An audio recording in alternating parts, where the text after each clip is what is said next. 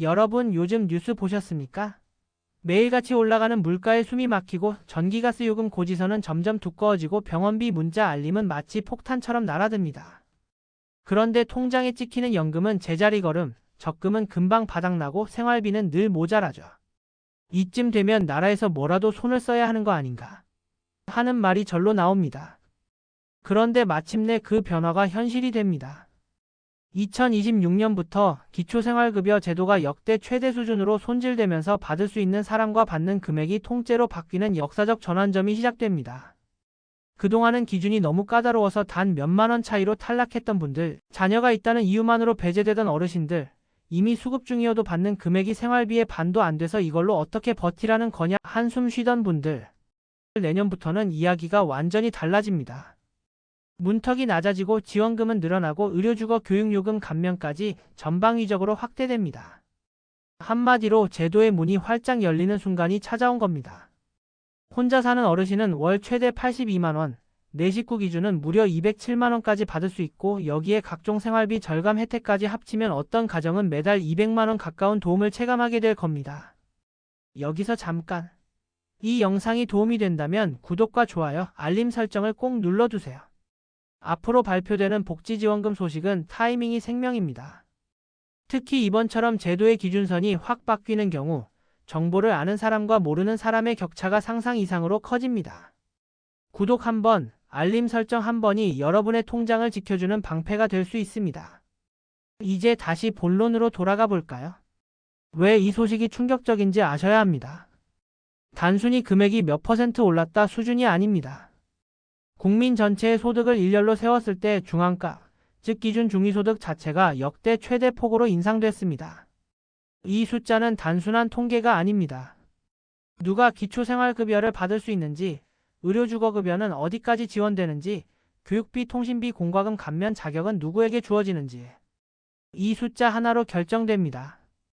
쉽게 말해 기준점이 올라가면 안 되던 사람이 된다는 극적인 변화가 생기는 겁니다. 예를 들어 올해까지만 해도 생계급여 기준선보다 월소득이 5만 원 많아서 고개 숙이고 돌아서야 했던 분들 내년에는 상황이 정반대로 바뀝니다.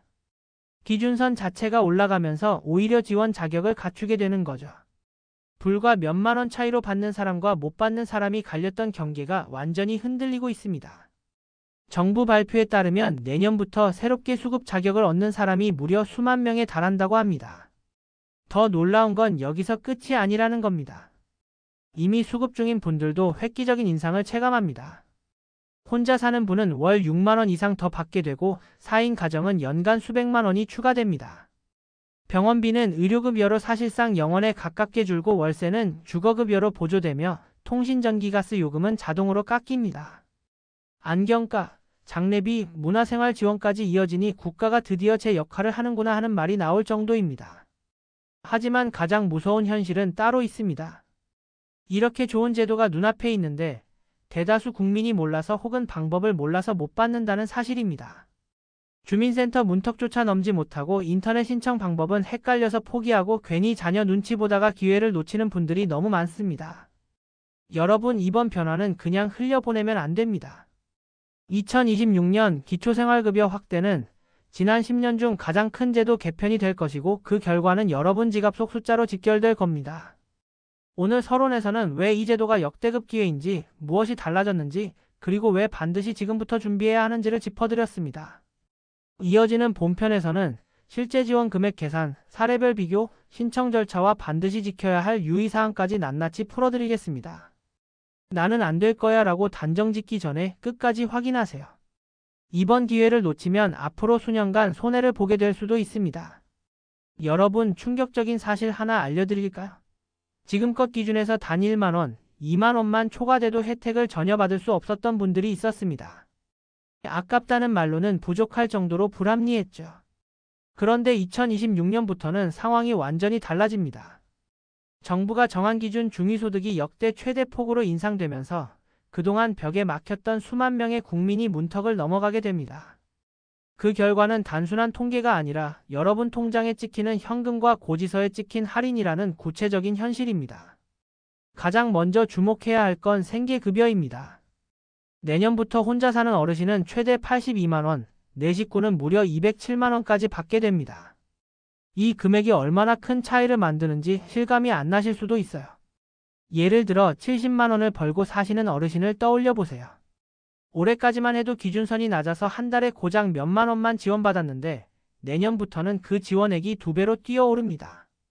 같은 상황인데도 제도가 바뀌었단 이유 하나로 매달 손에 쥐는 돈이 확 달라지는 겁니다. 여기서 끝나면 덜 충격적이겠죠. 진짜 반전은 의료급여입니다. 지금은 병원비 부담 때문에 치료를 미루던 분들이 많습니다. 수술비가 수백만 원이라 포기하거나 약값이 감당 안 돼서 처방을 끊는 경우도 허다합니다. 그런데 내년부터는 소득 기준이 올라가면서 병원 문턱을 못 넘던 분들도 의료급여 대상이 됩니다.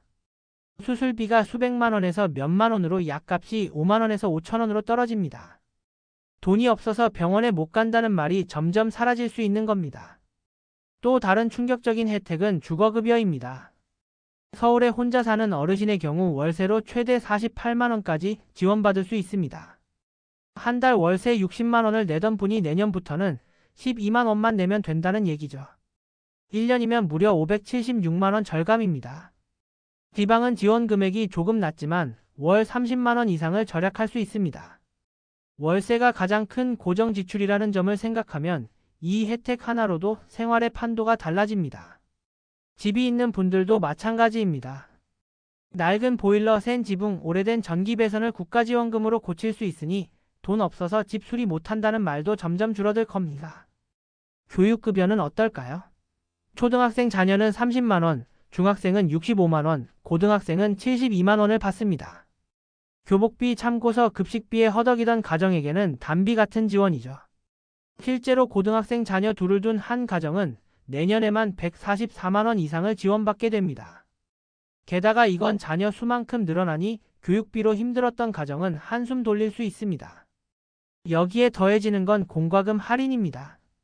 전기, 가스, 통신비까지 한꺼번에 줄어듭니다. 매달 23만 원 줄어드는 게 대수롭지 않아 보일 수도 있지만 1년이면 수십만 원, 10년이면 수백만 원입니다. 실제로 기초생활급여를 받는 분들은 통신비가 절반으로 줄고 전기가스비는 평균 2030%까지 할인됩니다. 어떤 분은 고지서를 볼 때마다 가슴이 철렁했는데 이젠 마음이 놓인다라고 하시더군요. 여기서 놓치면 안 될 혜택이 있습니다. 문화누리카드와 장례비 지원입니다. 문화누리카드로 연 13만 원 상당의 문화생활을 즐길 수 있습니다. 영화, 공연, 도서 구입까지 가능하니 단순히 생존을 넘어 삶의 질까지 높이는 제도입니다. 장례비는 가족이 세상을 떠날 때 80만 원을 지원받습니다. 요즘 장례 비용이 최소 수백만 원인데 이 지원이 슬픔 속에서도 실질적인 도움이 될 수 있습니다. 그렇다면 왜 지금 이 시점이 중요할까요? 이유는 단순합니다. 부양 의무자 기준 완화 때문입니다. 예전에는 자녀가 있다는 이유로 무조건 지원해서 탈락했습니다. 하지만 내년부터는 자녀 소득이 높아도 부양 의무 반영률이 대폭 낮아지고 실제 부양이 어렵다고 인정되면 부모님이 혜택을 받을 수 있습니다. 자녀가 해외에 있거나 대출과 생활비에 허덕이고 있으면 부모 부양을 못한다는 게 제도적으로 인정됩니다. 이건 수많은 어르신들의 삶을 송두리째 바꿀 결정적인 변화입니다. 결론적으로 말씀드리자면 2026년 기초생활급여 개편은 단순한 인상이 아닙니다. 살아남을 수 있느냐, 무너지느냐의 갈림길을 바꿔놓는 제도 혁명입니다. 월 몇만 원 차이로 좌절했던 사람들이 수급자로 편입되고 이미 수급자였던 분들은 훨씬 넉넉해집니다. 병원 문턱은 낮아지고 월세는 줄고 통신, 전기, 가스 요금이 깎입니다. 교육, 문화, 장례까지 삶의 모든 단계의 지원이 스며듭니다. 여러분, 기회는 준비된 사람에게만 찾아옵니다. 제도가 바뀌어도 가만히 있으면 아무것도 달라지지 않습니다.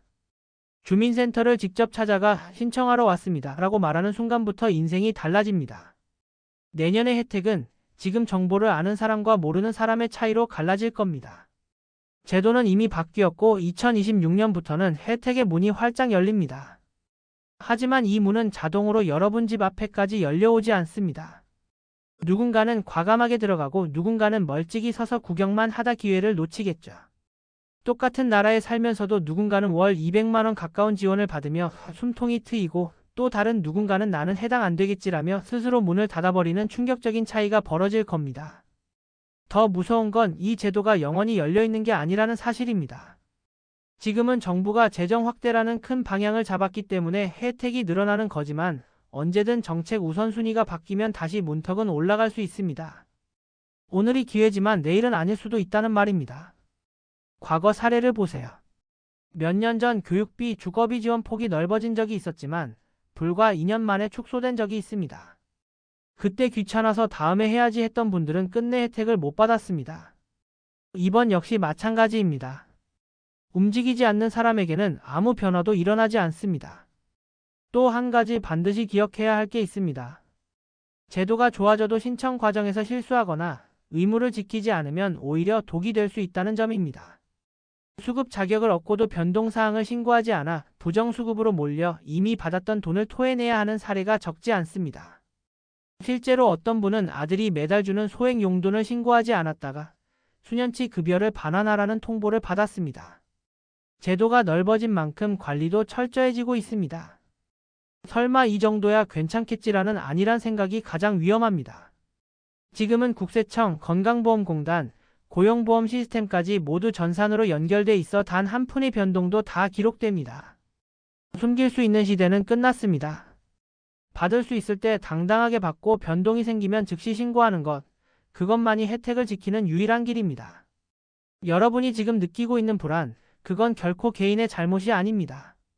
물가는 오르는데 소득은 제자리, 병원비는 눈덩이처럼 불어나는데 연금은 턱없이 부족합니다. 이건 개인의 무능이 아니라 사회의 구조적 문제입니다. 그렇기 때문에 국가가 책임지고 제도를 만들어 놓은 겁니다. 국민으로서 당당하게 권리를 요구하세요. 자녀 눈치 이후 시선 따위는 중요하지 않습니다.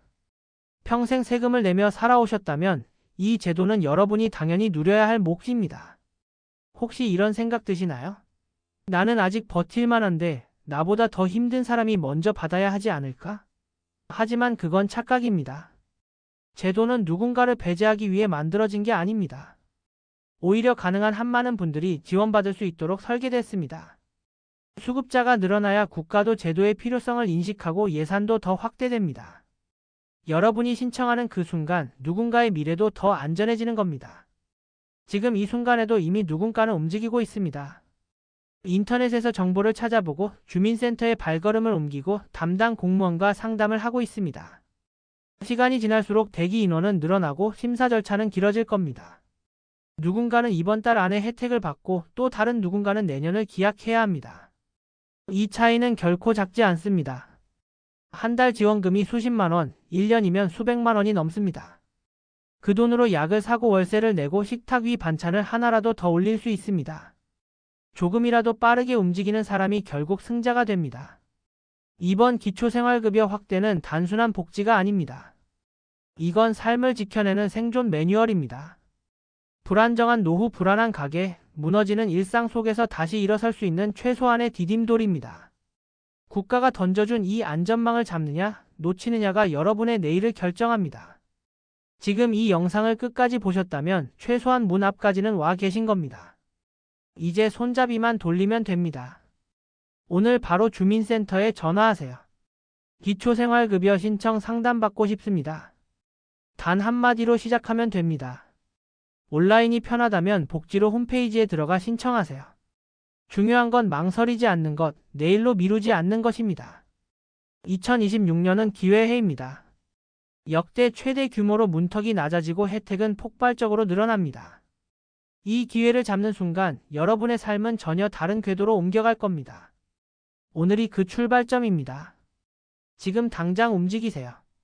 그리고 이 영상이 누군가의 인생을 바꿀 수 있다는 사실을 기억하시고 주변에도 널리 알려주세요.